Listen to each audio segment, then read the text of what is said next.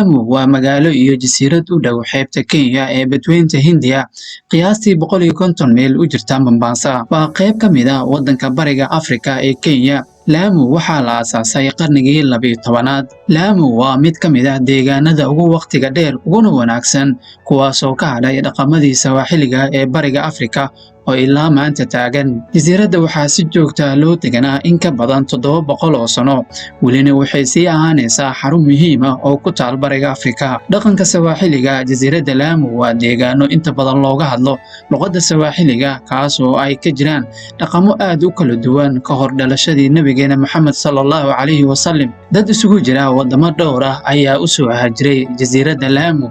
Dadkaasi ayaan u badnaa ganacsato iyo badmaaxiin, waxayna ka kala soo jeedeen wadamada Carabta, Shiinaha, Hindiya iyo Koonfur Bari Aasiya.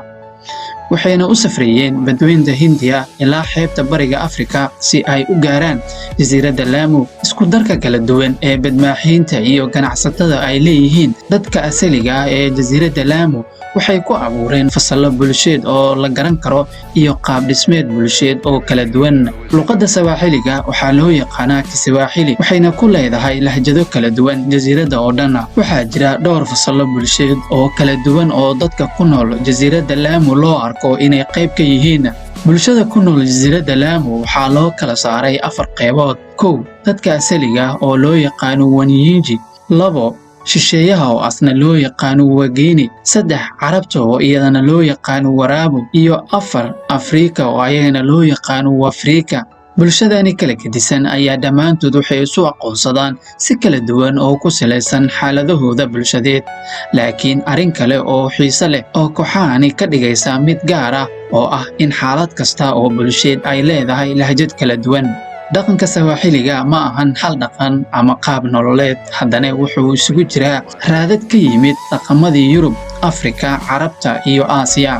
Tan iyo markii jasiiradaha Lamu ay soo boqdeen badmaaxiin badan iyo safarro sanadihii ugu horreeyay, waxayna awood u yeelatay inay noqoto jasiirad kala duwan. Dhaqankii Sawaaxiliga waxa uu leeyahay taariikh hodan ah, wuxuu ka kooban yahay dhammaan qaybaha bulshada ee jasiiradda Lamu. Dadka deegaanka ayaa dhibaato weyn ku qaba wadooyinka soo gala magaalada, maadaama wadooyinka ay aad u yaryar yihiin.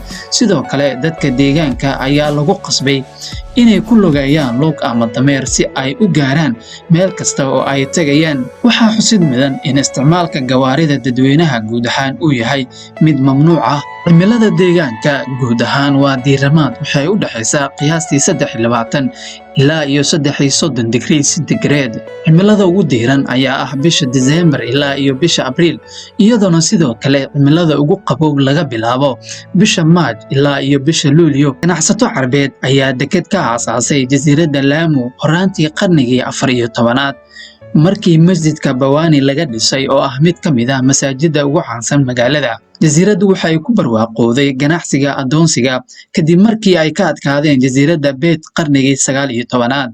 Jasiiraddu waxay noqotay awood maxalli ah, laakiin waxay hoos u dhacday kadib markii Ingiriisku ku khasbay xiritaanka suuqyada adoonsiga ee 1873. Jasiiradda Lamu waxa ay caan ku tahay dabashada kalluunka, iyadoona sidoo kale ay dhaqaalo badan ka soo galaan dalxiiska, maadaama sanad walba ay yimaadaan dad aad u fara badan. Guryaha magaalada ayaa waxa ay ka samaysan yihiin dhagxaan iyo alwaax, taasoo aad dareemaysid in ay weli ku taagan yihiin dhaqamadii ay kaga tageen awoowayaashooda.